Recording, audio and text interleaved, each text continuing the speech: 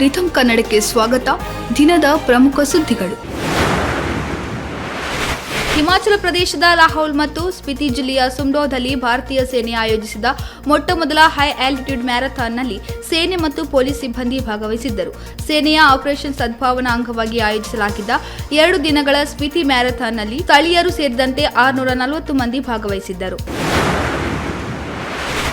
ಭಾರತದಲ್ಲಿ ನವೆಂಬರ್-ಡಿಸೆಂಬರ್ನಲ್ಲಿ ಮದುವೆ ಋತು ಆರಂಭವಾಗುತ್ತದೆ. ಈ ವರ್ಷ ಈ ಅವಧಿಯಲ್ಲಿ ರೂಪಾಯಿ 5.9 ಲಕ್ಷ ಕೋಟಿ ವ್ಯಾಪಾರ ವಹಿವಾಟು ನಡೆಯಲಿದ್ದು, ಭಾರತವು ಬೃಹತ್ ಆರ್ಥಿಕ ಉತ್ತೇಜನಕ್ಕೆ ಸಜ್ಜಾಗಿದೆ ಎಂದು ಅಖಿಲ ಭಾರತ ವ್ಯಾಪಾರಿಗಳ ಒಕ್ಕೂಟದ ಇತ್ತೀಚಿನ ಅಧ್ಯಯನ ತಿಳಿಸಿದೆ. ಎಸ್ಪ್ಲನೇಡ್ನಿಂದ ಮೈದಾನದವರೆಗಿನ ಟ್ರಾಮ್ ರೈಲು ಸಂಚಾರವನ್ನು ಹೊರತುಪಡಿಸಿ ಕೋಲ್ಕತ್ತಾದಲ್ಲಿನ ಎಲ್ಲ ಮಾರ್ಗಗಳ ಟ್ರಾಮ್ ರೈಲು ಸೇವೆಯನ್ನು ಸ್ಥಗಿತಗೊಳಿಸಲು ಪಶ್ಚಿಮ ಬಂಗಾಳ ಸರ್ಕಾರ ನಿರ್ಧರಿಸಿದೆ ಎಂದು ಎಎನ್ಐ ಸುದ್ದಿ ಸಂಸ್ಥೆ ವರದಿ ಮಾಡಿದೆ. ಕೋಲ್ಕತ್ತಾದಲ್ಲಿನ ಟ್ರಾಮ್ ರೈಲು ಸೇವೆಗೆ 150 ವರ್ಷಗಳ ಇತಿಹಾಸವಿದೆ. ಕಾಂಗ್ರೆಸ್ ಅಧಿಕಾರಕ್ಕೆ ಬಂದರೆ ಭಯೋತ್ಪಾದನೆ ಹೆಚ್ಚಾಗುತ್ತೆ ಎಂಬುದಾಗಿ ಕಾಂಗ್ರೆಸ್ ಅಧ್ಯಕ್ಷ ಮಲ್ಲಿಕಾರ್ಜುನ ಖರ್ಗೆ ಅವರು ಜಮ್ಮು ಮತ್ತು ಕಾಶ್ಮೀರದ ಕಥುವಾದಲ್ಲಿ ಸಾರ್ವಜನಿಕ ಸಭೆಯನ್ನ ಉದ್ದೇಶಿಸಿ ಮಾತನಾಡುವ ವೇಳೆ ಸ್ಫೋಟಕ ಹೇಳಿಕೆ ನೀಡಿದ್ದು, ಈ ವಿಡಿಯೋ ಈಗ ಸಾಮಾಜಿಕ ಜಾಲತಾಣಗಳಲ್ಲಿ ವೈರಲ್ ಆಗಿದೆ. ಮೋದಿಯನ್ನು ಅಧಿಕಾರದಿಂದ ಕೆಳಗಿಳಿಸುವವರೆಗೂ ನಾನು ಸಾಯಲ್ಲ ಎಂದು ಹೇಳುತ್ತಲೇ ಮಲ್ಲಿಕಾರ್ಜುನ ಖರ್ಗೆ ಅವರು ವೇದಿಕೆ ಮೇಲೆ ಕುಸಿದು ಬಿದ್ದಿದ್ದು, ಬಳಿಕ ಪ್ರಧಾನಿ ಮೋದಿ ಅವರು ದೂರವಾಣಿ ಕರೆ ಮೂಲಕ ಖರ್ಗೆ ಅವರ ಆರೋಗ್ಯ ವಿಚಾರಿಸಿದ್ದಾರೆ. ಮಹತ್ವದ ಬೆಳವಣಿಗೆಯಲ್ಲಿ ಮಹಾರಾಷ್ಟ್ರ ಸರ್ಕಾರ ಗೋವನ್ನು ರಾಜ್ಯಮಾತೆ ಎಂದು ಘೋಷಿಸಿದೆ. ಭಾರತೀಯ ಸಂಪ್ರದಾಯದಲ್ಲಿ ಗೋವುಗಳ ಸಾಂಸ್ಕೃತಿಕ ಪ್ರಾಮುಖ್ಯತೆಯನ್ನು ಉಲ್ಲೇಖಿಸಿ ಸರ್ಕಾರ ಈ ಕ್ರಮ ಕೈಗೊಂಡಿದೆ. ಅಧಿಕೃತ ಆದೇಶ ಹೊರಡಿಸಿರುವ ಏಕನಾಥ್ ಶಿಂದೆ ನೇತೃತ್ವದ ಸರ್ಕಾರವು ಗೋವು ಭಾರತೀಯ ಸಂಪ್ರದಾಯದ ಪ್ರಮುಖ ಭಾಗವಾಗಿದೆ ಮತ್ತು ಅನಾದಿ ಕಾಲದಿಂದಲೂ ಆಧ್ಯಾತ್ಮಿಕ, ವೈಜ್ಞಾನಿಕ ಮತ್ತು ಮಿಲಿಟರಿ ಮಹತ್ವವನ್ನು ಹೊಂದಿದೆ ಎಂದು ಹೇಳಿದೆ.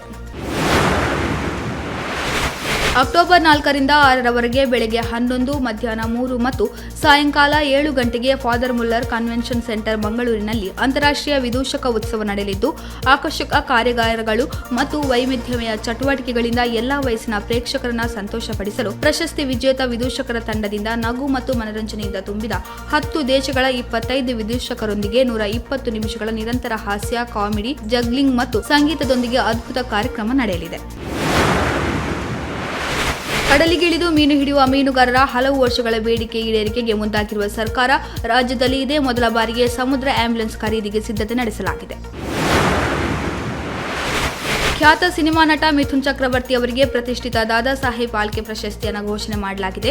ಮುಂದಿನ ತಿಂಗಳು ನಡೆಯಲಿರುವ 70ನೇ ರಾಷ್ಟ್ರೀಯ ಚಲನಚಿತ್ರ ಪ್ರಶಸ್ತಿ ಪ್ರದಾನ ಸಮಾರಂಭದಲ್ಲಿ ಲೆಜೆಂಡರಿ ನಟ ಮಿಥುನ್ ಚಕ್ರವರ್ತಿ ಅವರಿಗೆ ದಾದಾ ಸಾಹೇಬ್ ಫಾಲ್ಕೆ ಪ್ರಶಸ್ತಿ ನೀಡಿ ಗೌರವಿಸಲಾಗುವುದು ಎಂದು ಕೇಂದ್ರ ಮಾಹಿತಿ ಮತ್ತು ಪ್ರಸಾರ ಖಾತೆ ಸಚಿವ ಅಶ್ವಿನಿ ವೈಷ್ಣವ್ ಅವರು ಹೇಳಿದ್ದಾರೆ.